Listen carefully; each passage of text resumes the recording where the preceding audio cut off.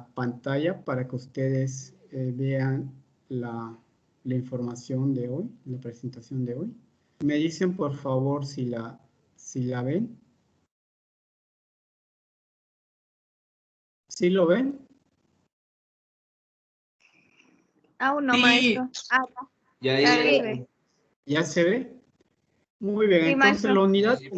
la unidad que nos toca abordar el día de hoy son los sistemas agrícolas tradicionales. No sé si a ustedes les surgió esta duda o esta pregunta. ¿Qué son los sistemas agrícolas tradicionales? ¿Me podrían decir algunas características de los sistemas agrícolas tradicionales? O primero, ¿cuáles son? ¿Cuáles se imaginan que son esos sistemas agrícolas tradicionales?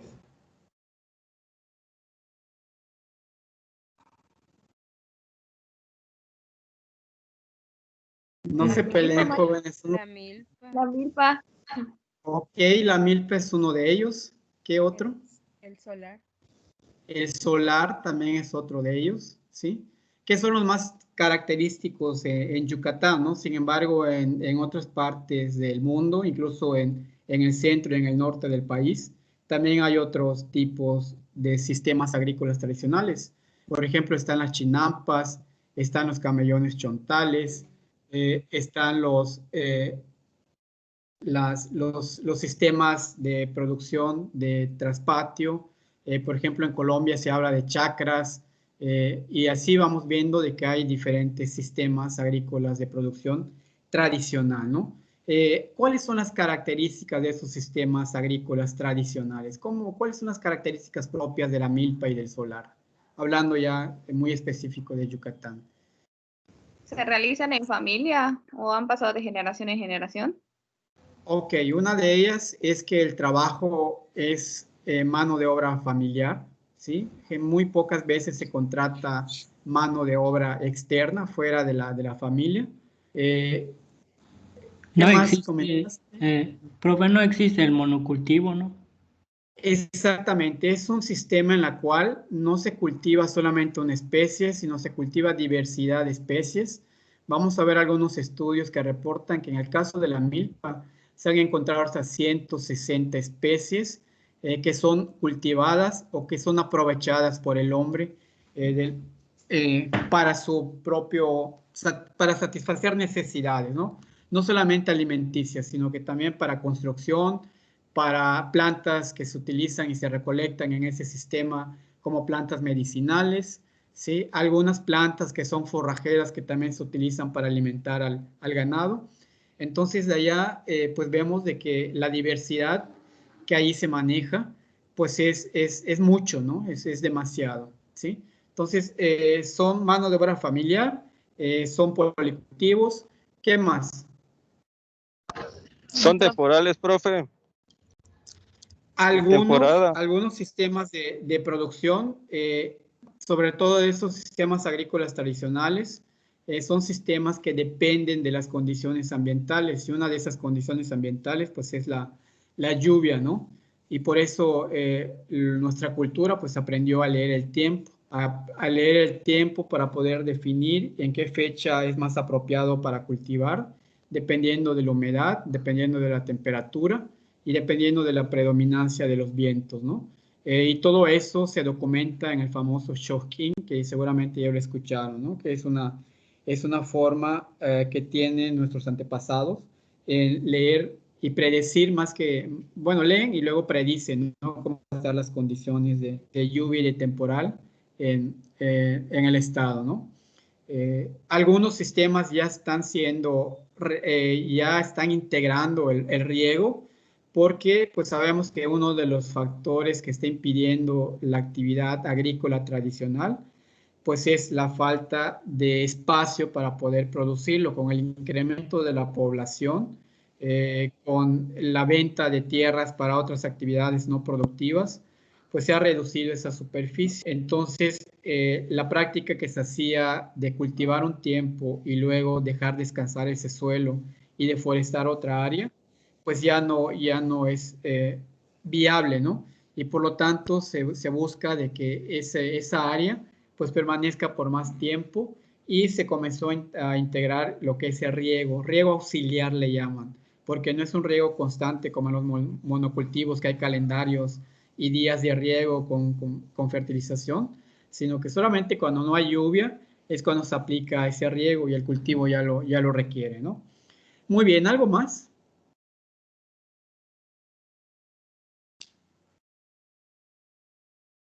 Bueno, si no hay más ideas, esto lo vamos a ver ya más adelante, algunas características que hacen falta, pero y entonces si ya sabemos, ya conocemos cuáles son los sistemas agrícolas tradicionales, conocemos algunos elementos de manejo de los sistemas agrícolas tradicionales. Ahora bien, ¿cuál sería la relación en estudiar los sistemas agrícolas tradicionales con la botánica agrícola?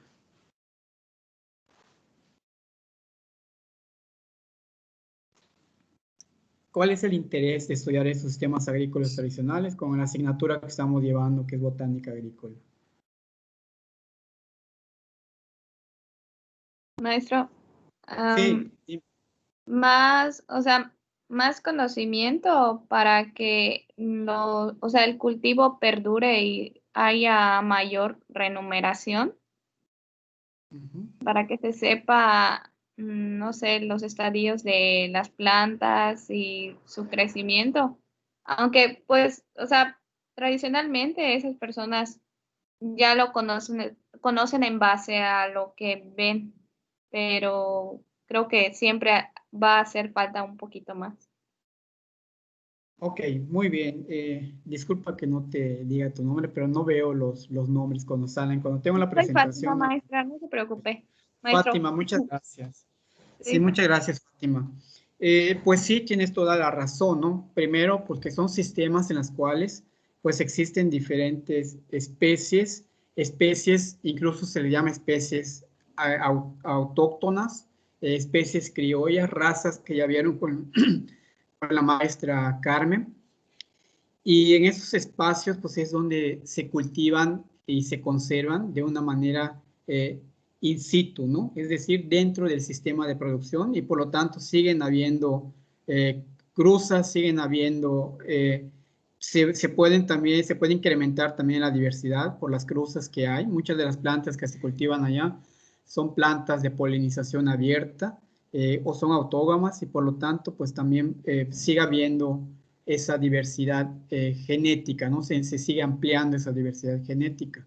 Lo vemos en el maíz, que solamente son 3 razas que conforman el maíz, pero hay una diversidad de cultivares en cuanto a color, ¿sí? Entonces se ve todavía, y es importante conocer esas especies, saber cuáles son sus características, como dice su compañera Fátima, conocer cuáles son sus ciclos de siembra, sus etapas fenológicas. Tal vez no vamos a aterrizar tanto en etapas fenológicas, pero sí identificar las características puntuales de esas especies, ¿no? Porque pues para poder hablar de un proyecto que tenga que ver con rescate de alguna variedad nativa relacionada con la botánica, pues necesito conocerla apropiadamente, ¿no? Saber cuáles son sus estrategias de cultivo, ¿sí? ¿Qué más? ¿Alguien más quiere opinar? Los bancos de germoplasma. Ok, puede ser, es un banco de germoplasma comunitario incluso, ¿sí? Porque muchas de esas especies, después de haberse cultivado, haber llegado a la etapa de madurez del fruto, pues esa milpa, ese solar donde se tienen esas especies, es el lugar donde se vuelven a tomar las semillas para volver a cultivarlo los próximos años, ¿sí? Entonces se puede decir que es un banco de germoplasma viviente, ¿sí? Y eso es la mejor opción. Incluso muchos han escrito, muchos científicos han escrito, de que la mejor manera de guardar esas semillas o de preservar esas semillas, pues es por medio de bancos vivientes, porque ya siguen habiendo adaptación de las plantas a las condiciones cambiantes del clima, ¿no? Si llevamos, por ejemplo, un maíz naltel a resguardar en un banco de germoplasma con temperaturas controladas, aislada completamente, pues tal vez a los 10, 20 años que lo vayamos a ocupar, sobre todo para cultivo, pues tal vez esa variedad, como no ha estado sometido a esa presión de selección por las condiciones climáticas, tal vez germine, pero no llegue a ser productiva, ¿no?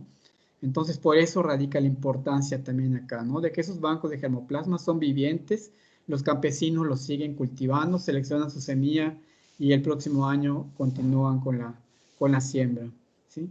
Eso es algo muy importante, incluso pueden aterrizar su trabajo en bancos de germoplasma vivientes en botánica agrícola, ¿no? Muy bien, ¿algo más? Si no, pasamos ya con la presentación. Nadie. Bueno, muy bien. Entonces les voy a presentar la competencia de esta asignatura.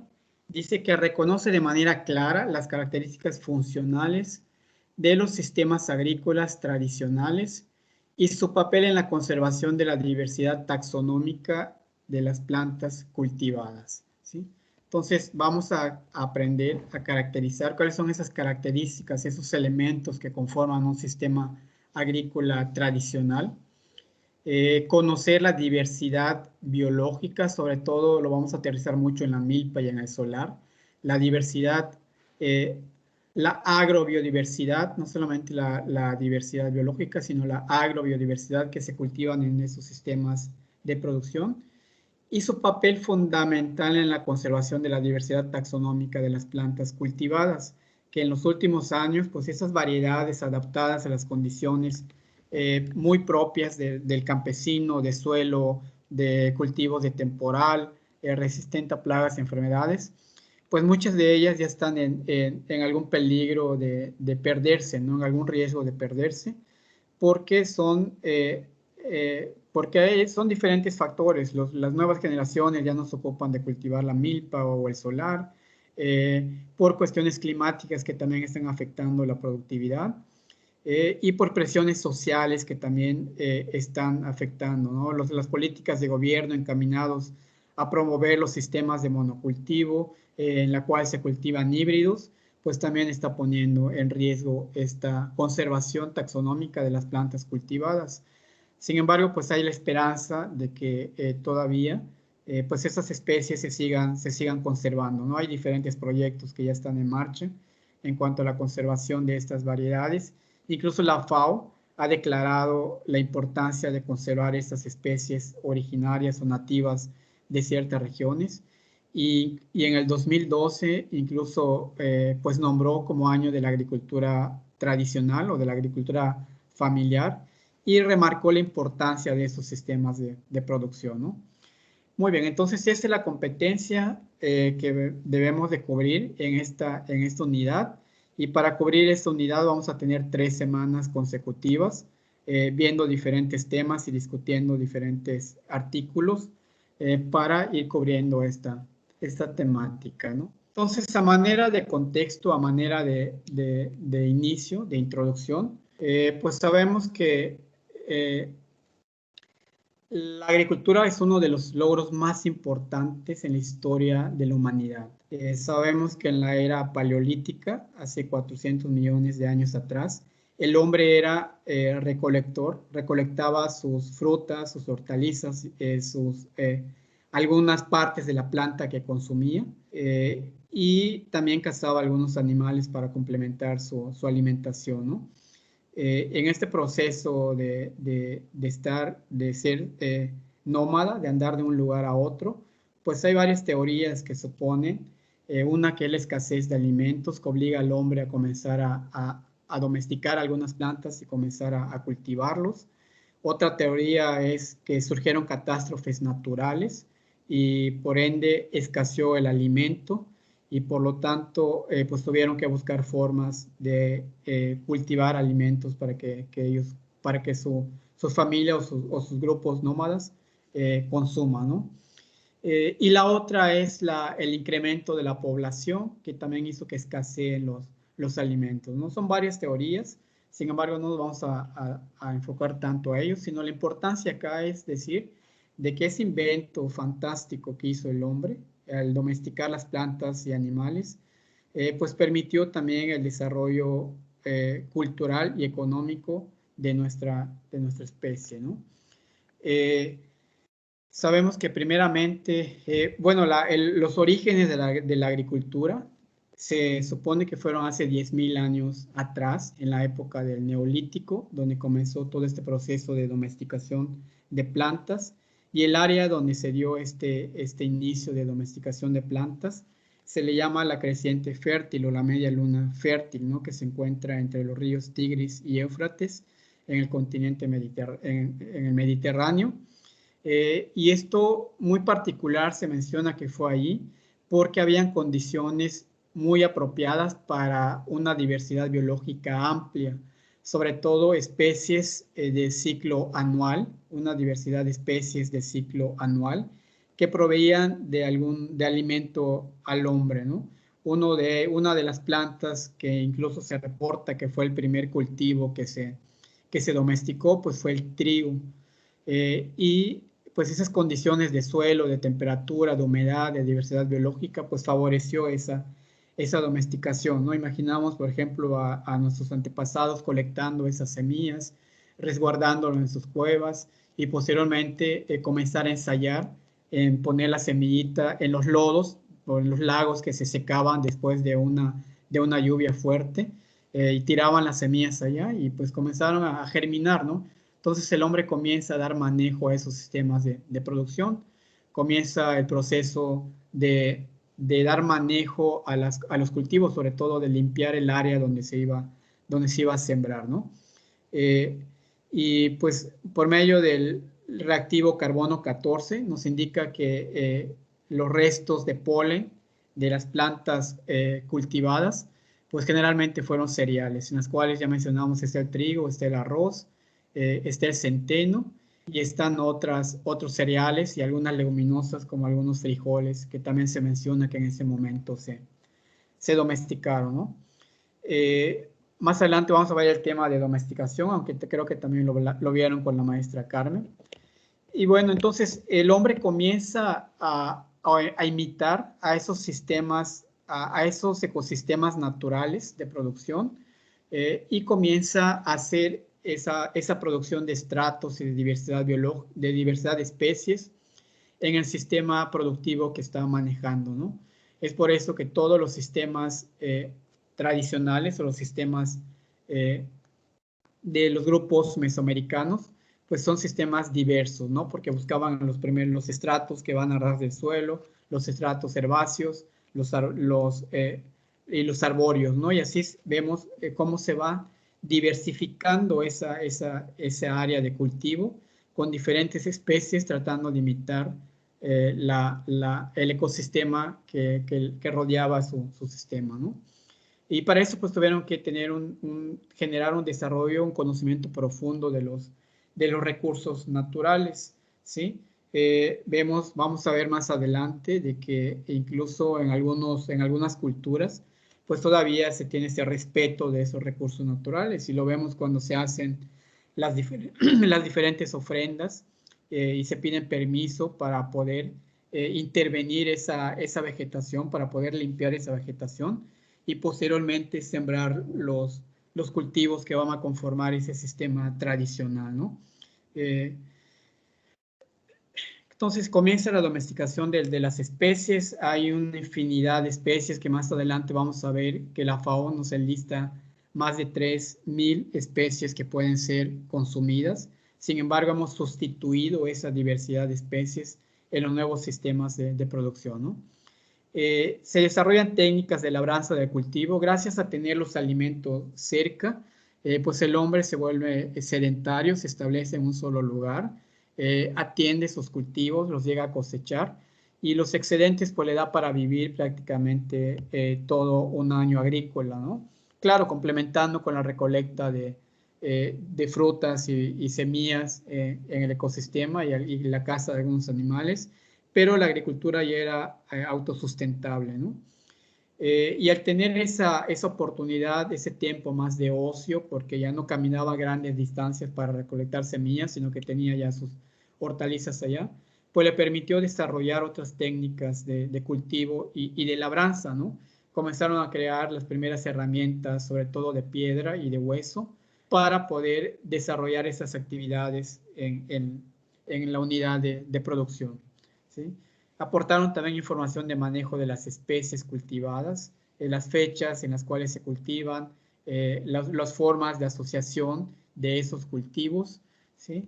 Tal vez algunas plagas, enfermedades que las afectaban también se fueron documentando, ¿no?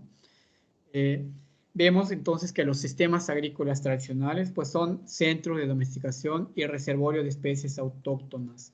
Entonces, de pasar de la domesticación de especies, brincamos ahora a esos sistemas tradicionales de producción, que cada cultura pues tiene sus diferentes métodos de producción, ¿no?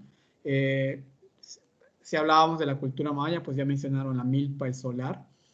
Si hablamos de la cultura inca y olmeca, zapoteca, pues tienen otros sistemas de producción, por ejemplo, las chinapas, los cultivos en terraza, los camellones chontales.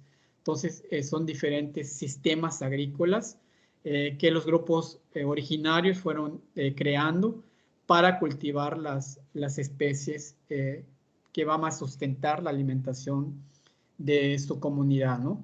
Y cada una de ellas pues haciendo y aprovechando los recursos naturales con la cual cuenta, ¿sí? Y bueno, en esos sistemas, en esas áreas de producción, pues generalmente se cultivan esas especies que fueron domesticadas en la región, ¿no? Por ejemplo, pues sabemos que el maíz pues es uno de los cultivos elementales de la milpa maya, y se presume que el maíz pues fue domesticado aquí en México, ¿no? Y en casi todos los sistemas de producción tradicional de México vamos a encontrar al maíz, al frijol y a la calabaza. Y estas especies autóctonas, pues con características muy propias de las condiciones en las cuales se cultiva, ¿no? De los factores bióticos y abióticos en las cuales se van a establecer. Y mejor aún que son cultivos que tienen una polinización cruzada o una polinización abierta, y por lo tanto, pues eso permite que esas especies pues se sigan propagando y cultivando hasta hoy en día, ¿no?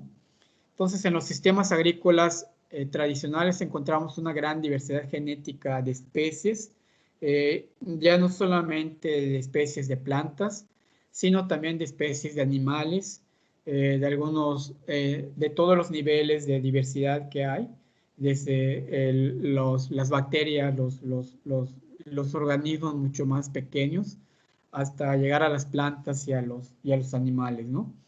Y esta diversidad genética pues es un reservorio que pues nos dice que esas especies al estar en contacto constante y al estarse cultivando siempre en las unidades de producción, pues pueden llegar a hacer cultivos ahora en estas condiciones tan cambiantes de clima, ¿no? Del cambio climático, ¿sí? Por ejemplo, les cuento, yo vi un cultivo de pepino blanco. Sí conocen el pepino blanco, ¿verdad?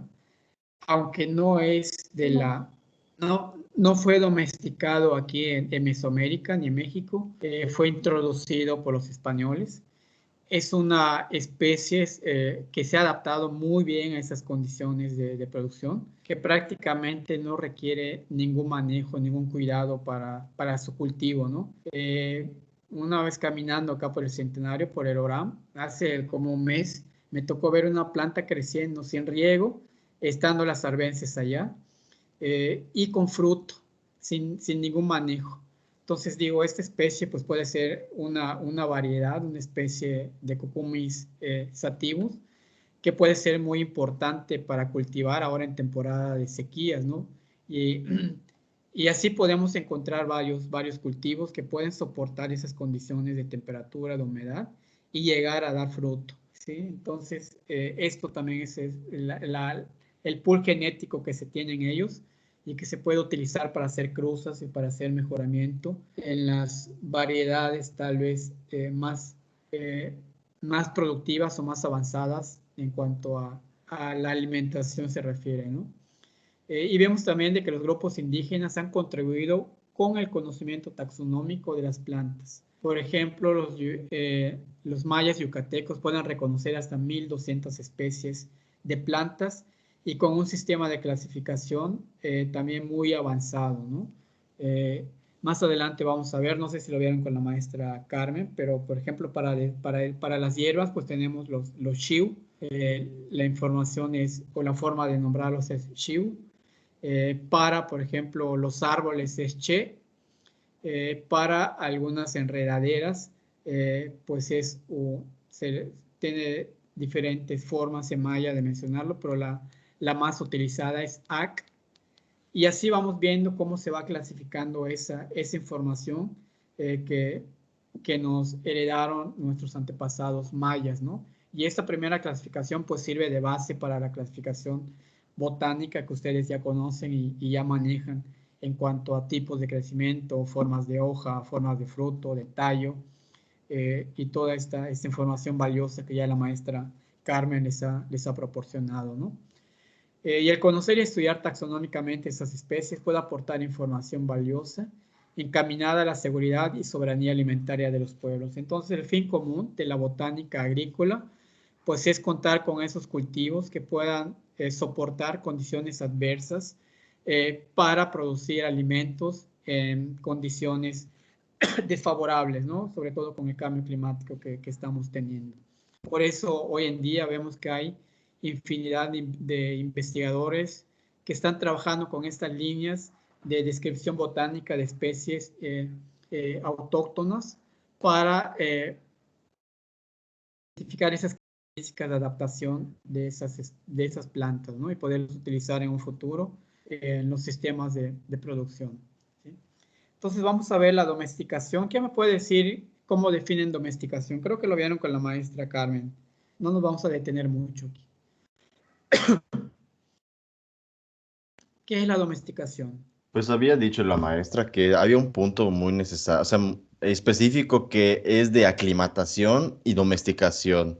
Dijo que domesticación forzosamente tendría que haber un cambio genético en la planta para que ésta pueda vivir en ciertas condiciones y su descendencia también. A cambio, aclimatación es que yo me traiga una planta, por ejemplo, de la Ciudad de México y la traiga aquí y me viva, pero nunca de descendencia. Entonces, eso dijo que bueno, podría ser una diferencia entre aclimatación y y domesticación, ¿no? Esto de que forzosamente tenía que tener descendencia la planta, tal como pues, pasó con el maíz, ¿no? Que es una planta domesticada en cierto modo. Ok, muy bien, Luis. Solamente que la reproducción o la descendencia pues es el fin de esa especie, ¿no? Pero si hablamos de una domesticación, ¿qué tiene que suceder en ese proceso de domesticación para que una planta pues esté disponible para la alimentación del hombre, ¿no? Del ser humano? Sí, yo, También se va escogiendo, ¿no? Las plantas dependiendo lo que uno quiera. O sea, por ejemplo, es Sí, que una selectividad, perdón, continúa. en las fotos se ve cómo era chico y cómo se fue seleccionando como el maíz que tenía más granitos y que ha sido como pues el más grande. Eso también es parte de la domesticación, según yo. Sí, ok. Mencionaste que se toman características deseables que el hombre requiere para producir sus alimentos de una especie silvestre, en este caso es el maíz, y se van seleccionando año con año las mejores variedades para poder llegar a tener un cultivo, tal vez en este caso, dependiendo de lo que busque el grupo que está domesticando, ¿no? Tal vez que sea más rendidor, que sea un maíz mucho más productivo, ¿sí? Ahora la finalidad del mejoramiento genético, aunque no es domesticación, pues busca otras características también importantes de susceptibilidad o resistencia a plagas y enfermedades, ¿no? Entonces, vemos que acá necesariamente tiene que pasar por un proceso de manipulación de los grupos humanos, ¿no? En la cual pues ya vimos que seleccionan, favorecen y mantienen poblaciones de especies con ciertas características que les son útiles para ellos. Plantas con mejor sabor, mejores propiedades organolépticas, de frutos mucho más grandes. Si estamos buscando rendimiento, pues también se selecciona de acuerdo al rendimiento. Con maduración uniforme, también eso es algo muy importante, sobre todo porque ya se comienza a manipular el sistema productivo y pues se quiere que todo germine de manera homogénea y que llega el momento de la cosecha también de manera homogénea para poder cosechar toda esa plantación, ¿no? De tamaño adecuado para su cosecha, con menor contenido de sustancias tóxicas. También en este proceso de selección, muchas de las plantas que hoy consumimos, pues tienen algunos metabolitos secundarios que provocan alguna intoxicación en el ser humano, ¿no? Por ejemplo, se menciona de la papa, que todavía, si no lo coces bien o si la papa estuvo en sol y hizo fotosíntesis, pues puede tener un metabolito secundario que puede afectar o que puede intoxicar al momento de comerlo, ¿no? El tomate igual es otro de ellos. Muchas de las solanáceas tienen esas sustancias tóxicas.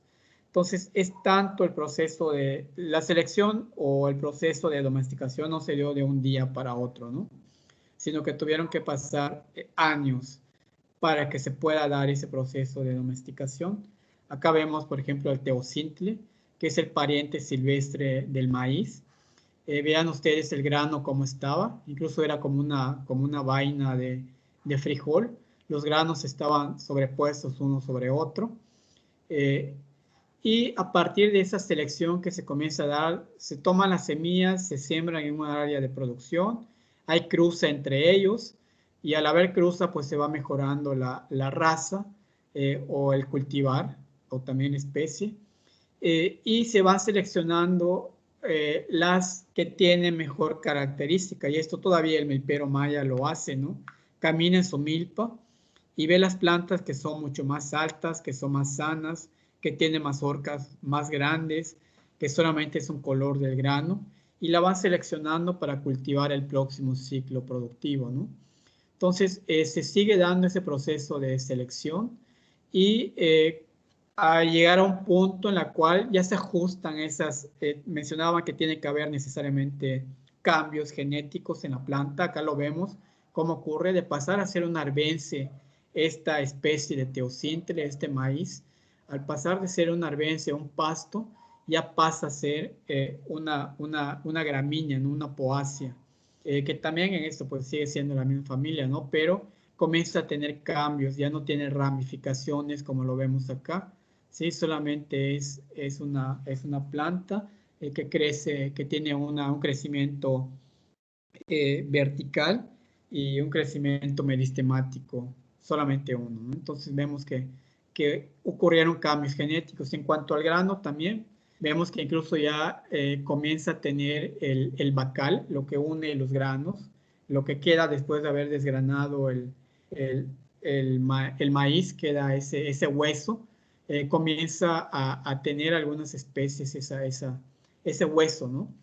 Y finalmente también el maíz comienza a cubrirse para protegerse de los depredadores y de los insectos que puedan haber, y comienza a tener sus brácteas mucho más gruesas, mucho más profundas. Y finalmente pues ya se tiene el maíz. Pero en este proceso, al ganar esos genes o al promover esos genes que son importantes para el hombre, pues también pierde características. Esa planta se vuelve más susceptible a plagas y a enfermedades.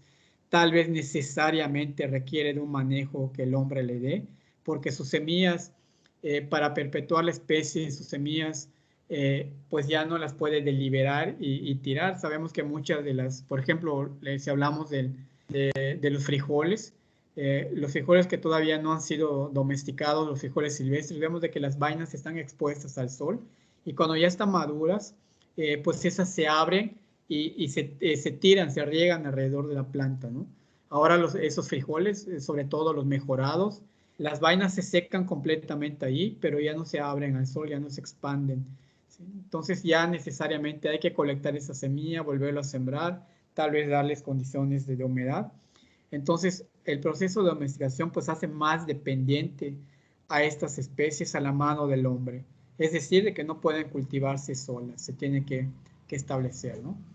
Entonces vemos que en este proceso se aumenta directamente la frecuencia de aquellos fenotipos deseables, promueve su crecimiento y cuidado, incluso llegan a remover fenotipos no deseables. Eso es lo que nos dice Casas del proceso de domesticación, ¿no?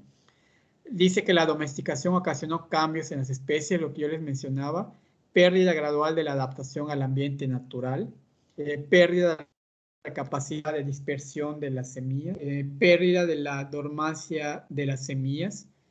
También vamos a ver de que el tiempo de almacenamiento de algunas semillas también ha disminuido, sobre todo porque por el contenido de sustancias que se han almacenado. Si hablamos del maíz, por ejemplo, buscamos maíces que tengan mayor cantidad de almidón, de harina, ¿sí? Y van perdiendo esas sustancias, esas sustancias aceitosas o esas sustancias que nutren al embrión para que puedan permanecer por más tiempo las semillas viables, ¿no? Entonces se van perdiendo también esas características de dormancia y de conservación de esas semillas, ¿no? Pérdida de metabolitos secundarios que los protegen de las plagas y de las enfermedades, ¿sí? Vemos que las plantas dependen completamente de los ambientes artificiales y cuidados humanos para sobrevivir y reproducirse. La diversidad genética se reduce significativamente y se pierde la capacidad ecológica de adaptación. Entonces, si hablamos de las razas de maíz, muchas de esas razas de maíz todavía no han perdido esa capacidad de adaptarse a las condiciones ambientales, ¿no? Incluso vemos de que el milpero va, cosecha su milpa, su variedad de maíz, naltel o silvacal, y siempre quedan semillas expuestas en la milpa. Con las primeras lluvias que caigan, ese maíz germina y vuelve a dar producción, ¿no? Vuelve a dar mazorcas, ¿sí? Porque todavía no han perdido esa capacidad genética de reproducirse por sí solas. Pero, por ejemplo, si hablamos de un híbrido de maíz, un híbrido que ha sido mejorado en laboratorio, si no se cultiva, pues ese híbrido no va a dar, ¿no? Si solamente se tira la semilla en la milpa, tal vez llegue a germinar, pero no va a llegar a desarrollarse y a dar el producto. Porque ese maíz ha sido tan manipulado genéticamente que necesita primero que se ponga en un sustrato para que pueda germinar.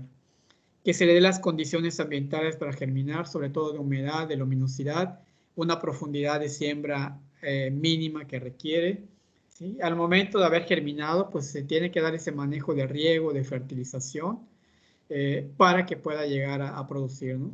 Mientras que vemos que el maíz, los maíces, las razas de maíces que se cultivan en la milpa, pues prácticamente no se requieren tanto manejo como lo estamos viendo en esos maíces híbridos, ¿no? Muy bien, vamos a conocer en la historia de la domesticación de plantas. Se mencionan diferentes oleadas en las cuales se fueron domesticando algunos cultivos. Se menciona que las primeras plantas domesticadas pues, fueron las gramíneas, leguminosas y cucurbitáceas. Y algunos investigadores mencionan que porque había mucha diversidad de estas especies, de los parientes silvestres de gramíneas y de leguminosas en las áreas de domesticación, ¿no?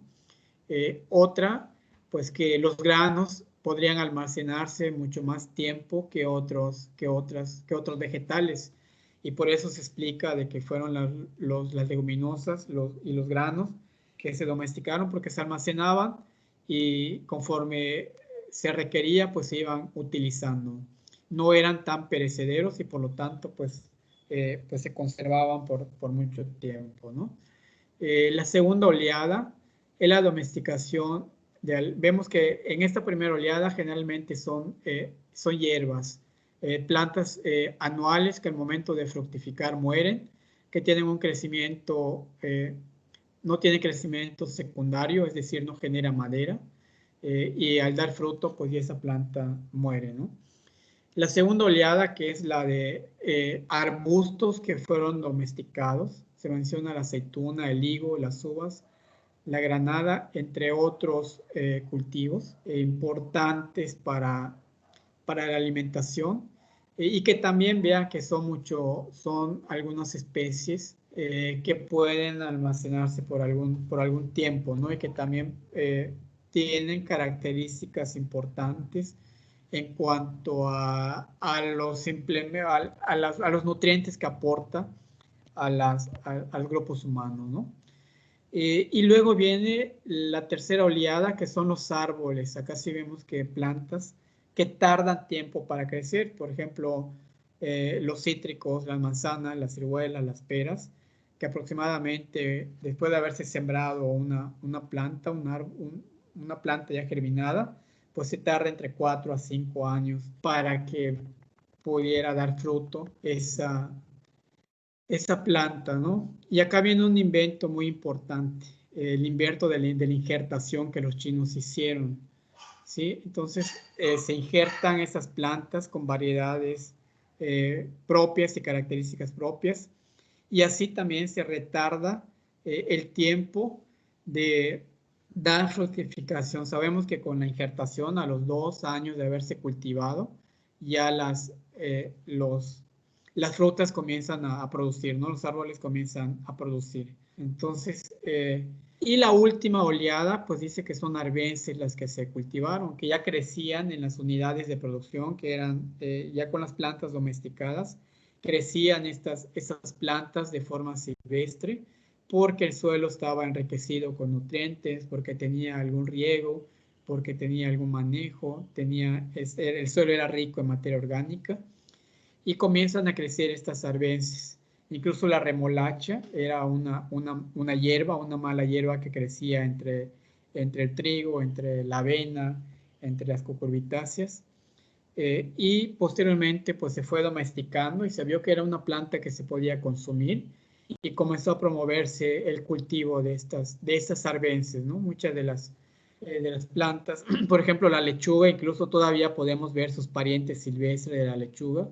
Cuando sembramos lechuga, es muy probable que nos germine un pariente silvestre que viene entre la semilla, y vamos a ver que las hojas son mucho más reducidas, tiene un crecimiento mucho más rápido, y el sabor de la hoja todavía sigue siendo amargo porque es un pariente silvestre, ¿no? Entonces, pues muchas de esas, el rábano también era otra mala hierba que crecía entre los maizales o los arrozales, y bueno, posteriormente se le fue dando manejo, ¿no?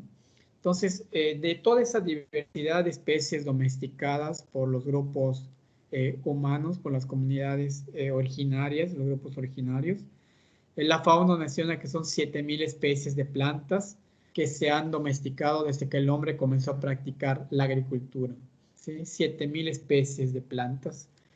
Sin embargo, a menudo se afirma que solamente 30 cultivos son los que alimentan el mundo.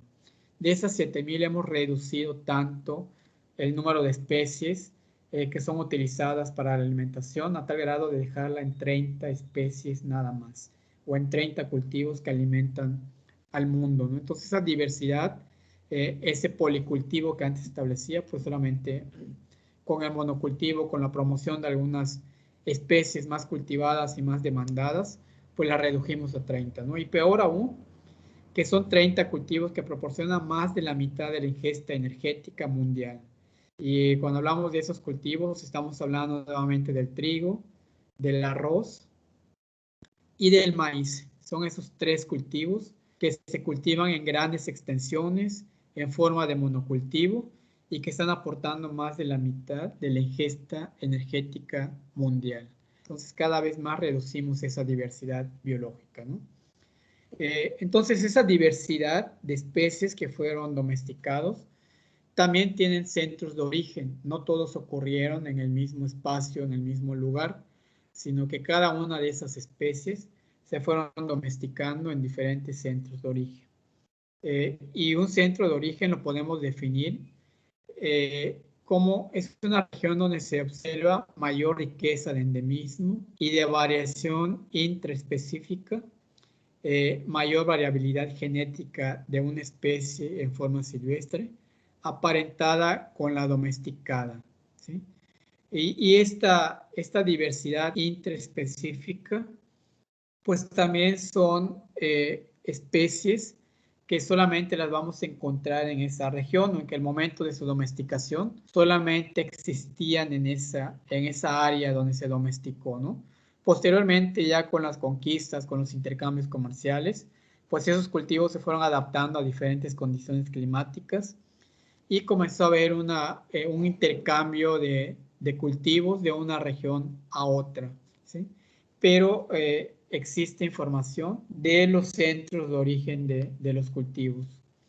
Y vemos que algunos criterios para designar un centro de origen de las especies cultivadas, pues son regiones con una larga historia agrícola, ¿sí? Pues no puede haber domesticación de especies útiles para la alimentación si no había agricultores o no había personas o culturas mesoamericanas o culturas o grupos humanos propios que den ese manejo, ¿no? Entonces, necesariamente tenía que estar el hombre, en la mano del hombre para domesticar y moldear esas especies, ¿no?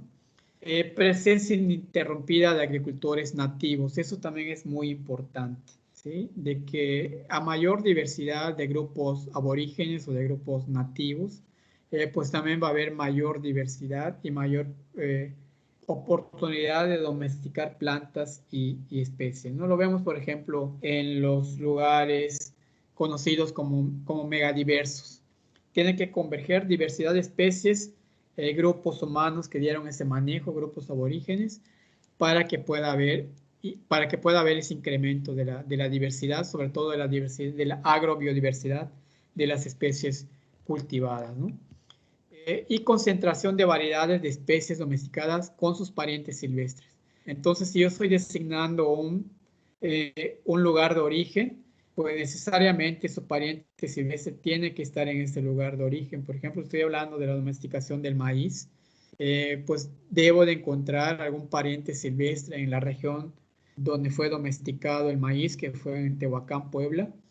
El pariente silvestre debe de estar ahí presente, ¿no? De donde se presume que se fue seleccionando hasta llegar al maíz de ahora, ¿no? Y también debe de haber condiciones agroclimáticas apropiadas para el cultivo. Entonces, esas especies que tienen su centro de origen en diferentes regiones o en regiones propias, pues también tienen que tener esas condiciones que propicien el desarrollo de esa variedad, ¿no? Para que para que se pueda designar como centro de origen. Y así pues vemos diferentes centros de origen. Entonces, ¿por qué es importante estudiar los centros de origen de las especies? Nos dice que nos da información de las condiciones edafoclimáticas de la especie. Pues si, por ejemplo, yo voy a cultivar, no sé, una variedad de lechuga que se da, por decirlo así, en Canadá, pues tengo que saber en qué condiciones climáticas o de suelo requiere para que yo lo pueda cultivar acá. Es lo que mencionaba hace un rato, de traer especies, por ejemplo, de una zona templada de la Ciudad de México, traerla acá a Yucatán.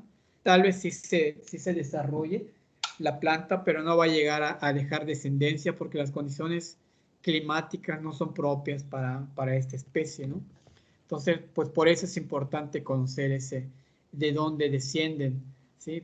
Por ejemplo, en el caso de la sandía, que también es otro cultivo introducido, sabemos que fue domesticado en el Mediterráneo, donde los suelos son muy arenosos, son suelos que rápidamente se filtra el agua y por lo tanto para poder cultivarlo acá en Yucatán pues necesitamos esa información y buscar simular esos tipos de suelo para que se puedan cultivar, ¿no?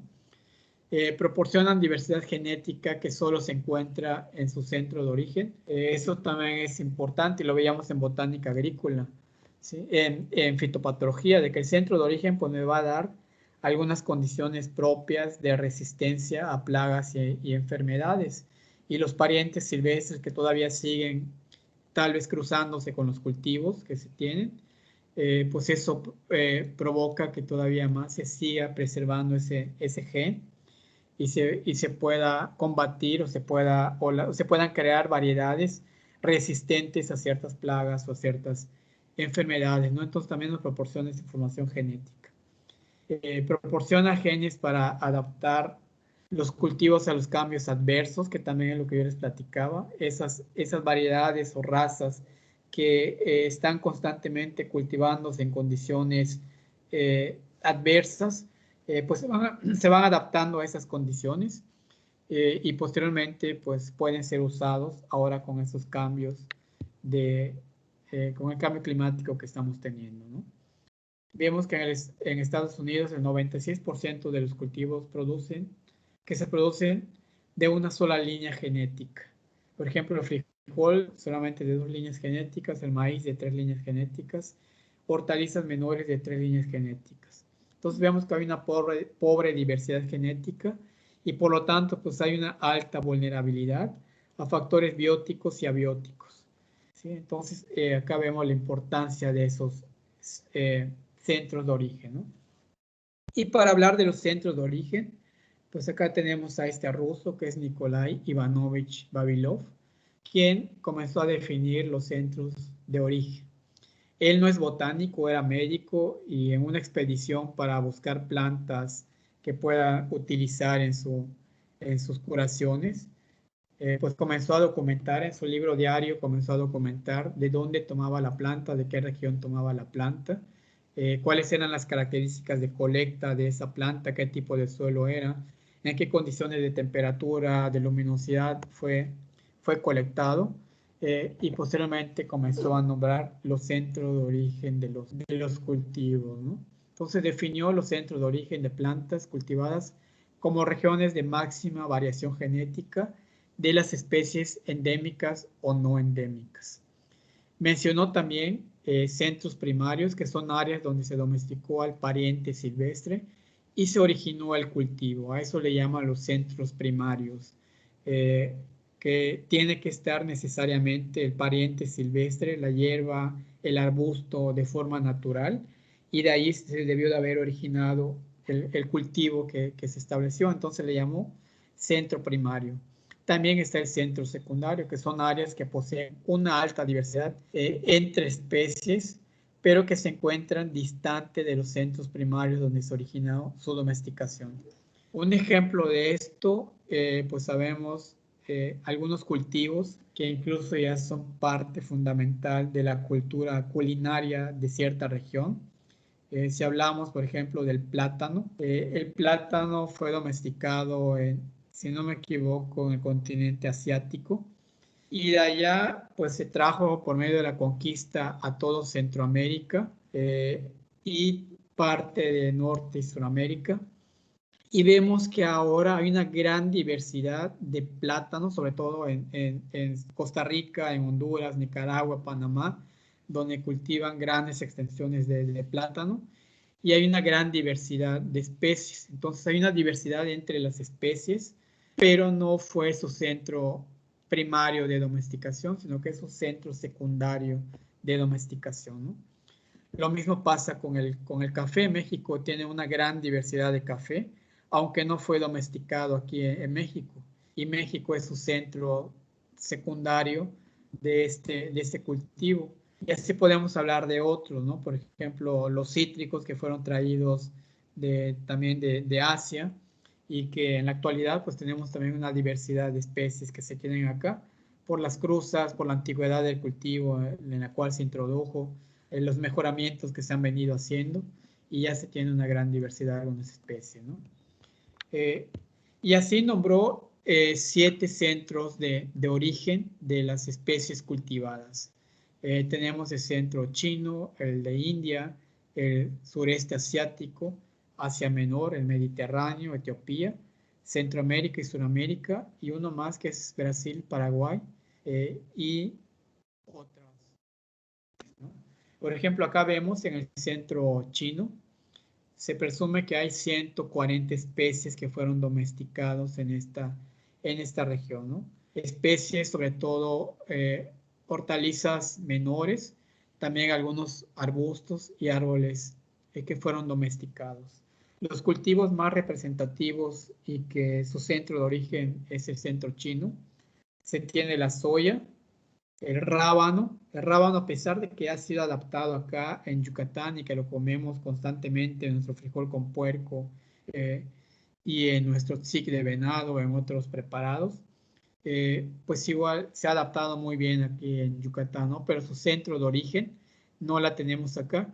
Y por eso vemos que esas variedades que compramos, pues generalmente son híbridos y no podemos tomar semilla para volver a cultivar, porque los híbridos al momento de producir, de dar el producto consumible, pues se pierde la viabilidad de esa semilla, ¿no? Y por lo tanto constantemente tenemos que estar comprando rábano a las agropecuarias.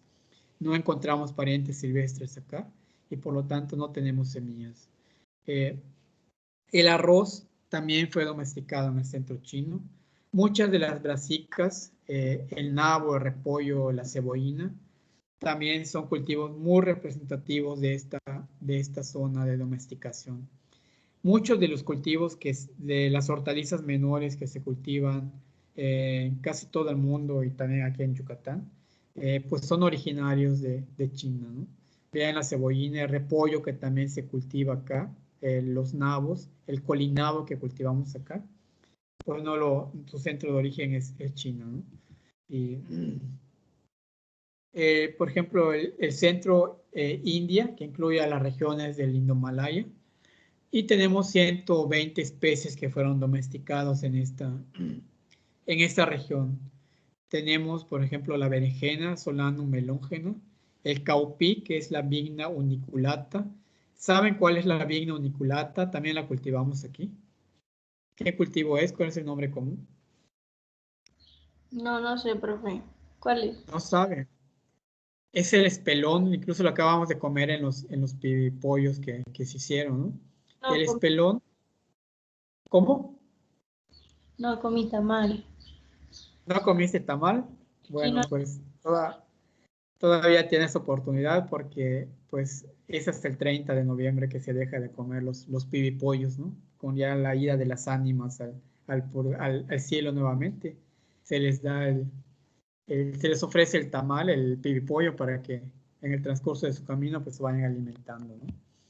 Todavía te queda una semana. Entonces tenemos a Vigna uniculata, que es el espelón y que también se ha adaptado muy bien aquí en Yucatán, incluso en las milpas se siembra. Y vean de dónde vino esta planta, de la región del Indomalaya. Los pepinos, lo que yo les mencionaba, el Cucumis sativa, también son originarios de esta parte. Ahora hay una gran diversidad de pepinos que se ha manipulado tanto genéticamente que encontramos de todos tipos, de todo sabor, pero en Yucatán el característico es el pepino blanco que tenemos aquí en la zona, ¿no? Y es el que yo les platicaba que se ha adaptado tan bien que incluso sin ningún manejo agronómico se puede seguir cultivando. ¿Alguna pregunta, alguna duda que tengan, jóvenes? Ya se acabó el tiempo, ¿verdad? Me están esperando en otra clase. Sí, maestro, ya acabó el tiempo. Ok, y creo que ustedes también tienen otra clase. Sí, ¿Alguna tenemos. pregunta, algún comentario que tengan con respecto al tema? Sí,